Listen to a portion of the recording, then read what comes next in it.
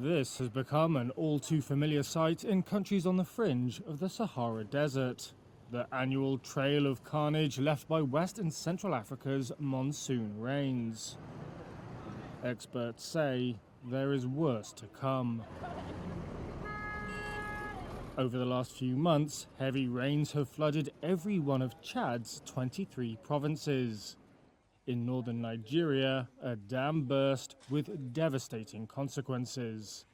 Ancient buildings have been damaged in Niger's desert town Agadez. And amid that destruction, the human cost. More than 1,460 people dead, according to the UN Office for the Coordination of Humanitarian Affairs. Ousmane Tijani Sugi is the Director of Meteorological Observations and Forecasting at Chad's National Meteorological Agency.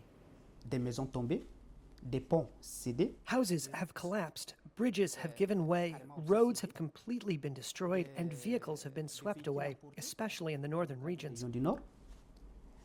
Et tous ces constants. And all these incidents have also led to loss of human lives. These are the most devastating consequences we've seen during this season. Les néfastes qu'on a vu pendant ces saisons. Some aspects of the flooding were unpredictable.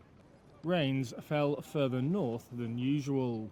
That flooded desert areas in Chad and elsewhere that usually see little rainfall. Gaping holes in infrastructure and official preparedness plans were exposed. However, that the downpours would be particularly heavy had been forecast in advance. Standing on homemade sandbags outside his house in Chad's capital N'Djamena, Dar Toubada Kadapia says that raises a question. Why weren't officials better prepared? If only the authorities could find a solution in advance so that every year it wasn't just water, water, water and floods. This year it has gone beyond the usual. It has exceeded expectations. But we're holding on. We're in it. Don't forget, we're here. According to a 2021 study in the Journal of Hydrology, the Sahel region is increasingly threatened by floods. Among the causes, natural climate patterns, greater rainfall intensity, and poor urban planning. The study described widespread havoc and devastation as becoming commonplace.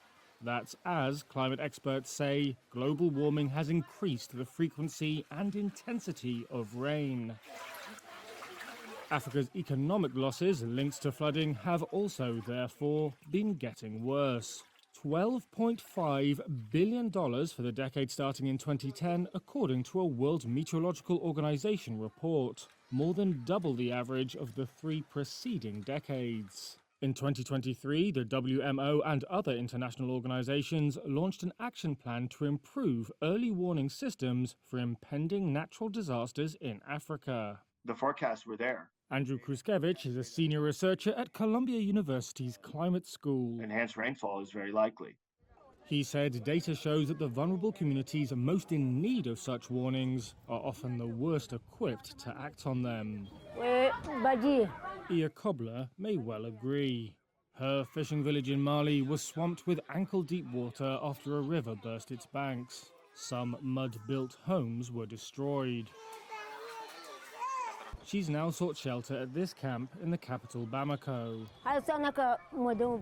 Sat next to a makeshift bed, she says her family has lost everything.